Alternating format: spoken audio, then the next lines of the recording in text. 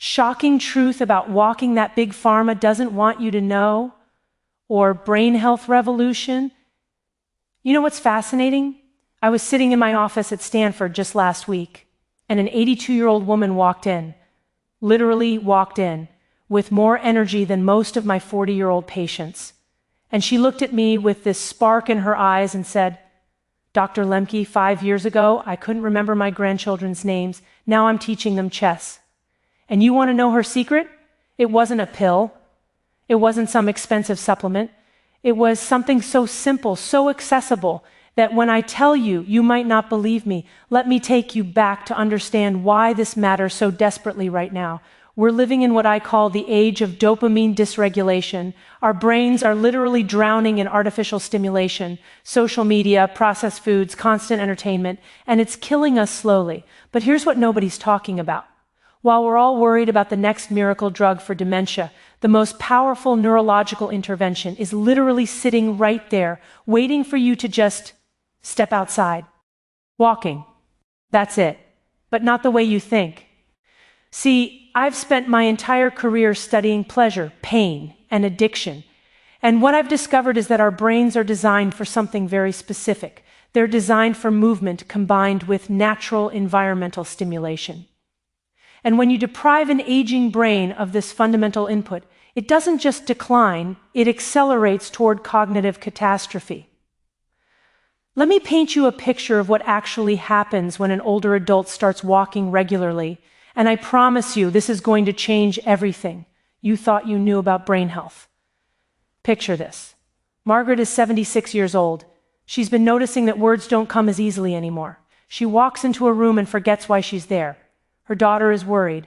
Her doctor mentions mild cognitive impairment. But instead of immediately reaching for medication, she does something radical. She starts walking 30 minutes a day, 5 days a week. Now, here's where it gets absolutely extraordinary. The first transformation that happens is something I call the hippocampal resurrection. Your hippocampus, this seahorse-shaped structure deep in your brain, is the grand library of your memories, the architect of new learning.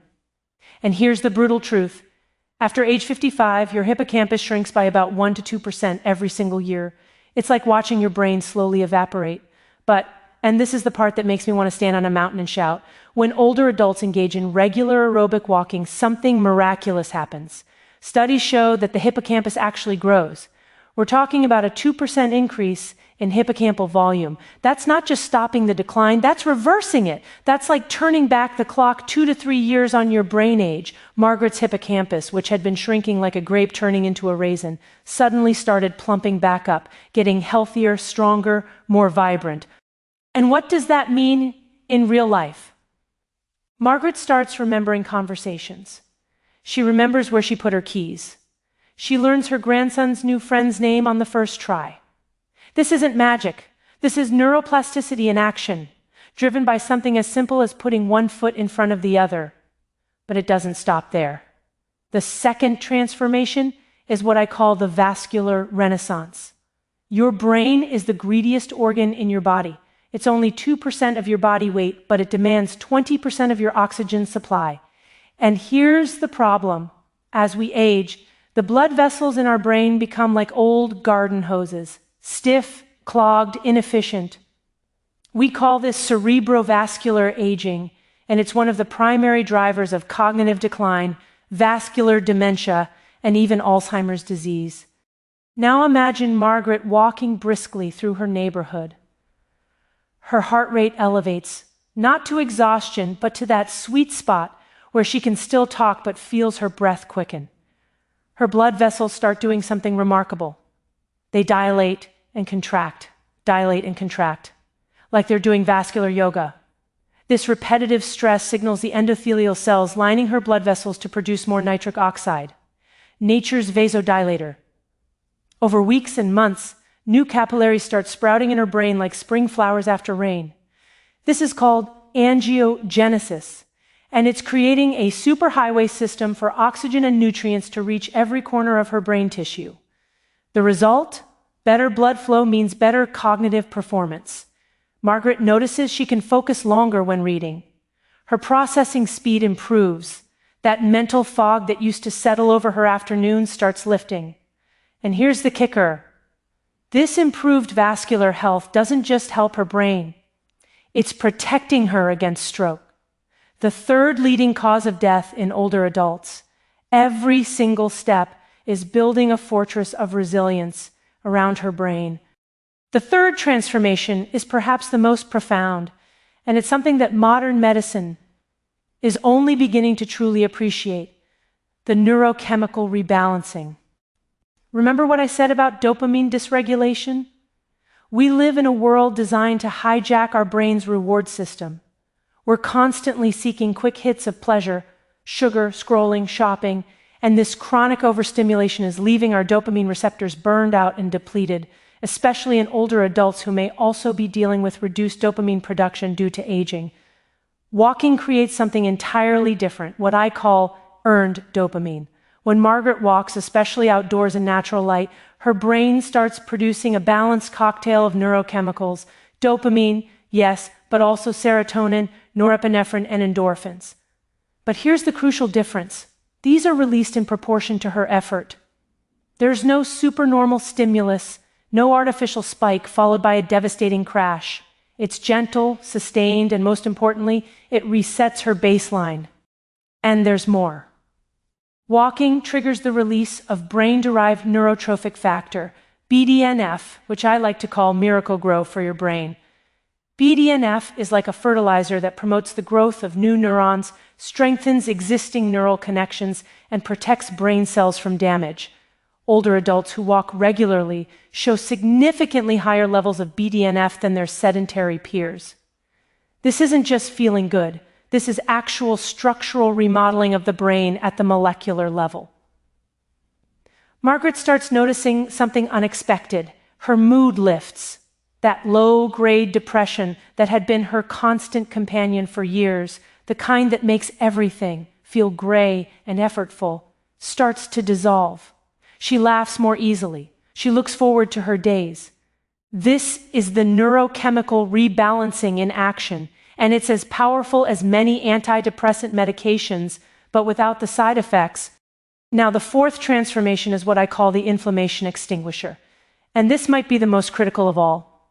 If I could get the entire world to understand one thing about brain aging, it would be this: chronic inflammation is the silent killer of cognitive function. We now know that Alzheimer's disease, Parkinson's disease, and virtually every neurodegenerative condition involves chronic neuroinflammation, your brain's immune system essentially attacking itself in a misguided attempt to protect you. When Margaret walks, something extraordinary happens at the cellular level. Her muscles contract rhythmically, and this muscular activity releases molecules called myokines. These are anti-inflammatory proteins that travel through her bloodstream and cross into her brain. It's like she's taking an anti-inflammatory medication, except it's coming from her own body. Walking also activates the vagus nerve, this massive cranial nerve that connects your brain to your body. And vagal activation is one of the most powerful ways to reduce systemic inflammation. Study after study shows that older adults who engage in regular moderate physical activity like walking have significantly lower levels of inflammatory markers, things like C-reactive protein, IL-6, and TNF-alpha. These aren't just abstract numbers. These markers directly correlate with cognitive decline. By lowering inflammation, Margaret is quite literally putting out the fire that's consuming her brain tissue. And here's what makes this so powerful. She notices that her thinking becomes clearer, sharper. That brain fog that used to descend by mid-afternoon, gone. Her mental energy is stable throughout the day. She can engage in complex conversations with her family without getting exhausted. This is the inflammation extinguisher at work, protecting her precious neurons from inflammatory damage. Now, here's what I need you to understand. This isn't about becoming an athlete. Margaret isn't running marathons. She's not in a gym 6 hours a day. She's simply walking 30 minutes 5 days a week at a pace that elevates her heart rate moderately. That's it. And yet, the cumulative effect of these 4 transformations, the hippocampal resurrection, the vascular renaissance, the neurochemical rebalancing, and the inflammation extinguisher, is nothing short of miraculous. But here's the part that keeps me up at night. Despite all of this evidence, despite everything we know, the vast majority of older adults are not walking regularly. They're sitting, they're sedentary, they're waiting for medicine to save them, waiting for that pill that's going to reverse cognitive decline when the intervention they need is already available, free, and accessible right now. And I understand why. We live in a culture that worships complexity. We think that if the solution is simple, it can't be powerful. We've been conditioned to believe that real medicine comes in a bottle, prescribed by a doctor, manufactured in a lab. But that's not how biology works. Your brain doesn't care about marketing or pharmaceutical profits. Your brain responds to the signals you give it. And the most powerful signal you can send is movement. Consistent, regular, moderate movement. So here's what I want you to do, whether you're in your 60s, 70s, 80s, or you have aging parents you care about. Tomorrow morning, when you wake up, before you check your phone, before you turn on the news, before you do anything else, put on your shoes and walk. Start with 10 minutes if that's all you can do. Walk around your block, feel the ground beneath your feet, notice the air on your skin, let your arms swing naturally, breathe. And do it again the next day, and the next. Not because it's easy, but because it works. Because every single step you take is an investment in your cognitive future. Every step is a rebellion against the decline that society tells you is inevitable. Every step is a vote for the brain you want to have 5 years from now, 10 years from now, 20 years from now. Margaret is now 81. She still walks 5 days a week. Her memory continues to be sharp. She volunteers at the library, helps her grandchildren with homework, and just last month, she told me she's learning Italian because she wants to visit Rome for her 85th birthday. That's not just surviving, that's thriving. And it all started with one step. Your brain is waiting. It's ready to grow, to heal, to regenerate. But it needs you to move. It needs you to walk, not tomorrow, not next week, today, right now. Because every moment you delay is a moment of potential brain growth you're leaving on the table. So get up, step outside, and start walking toward the brain health you deserve. Your future self will thank you.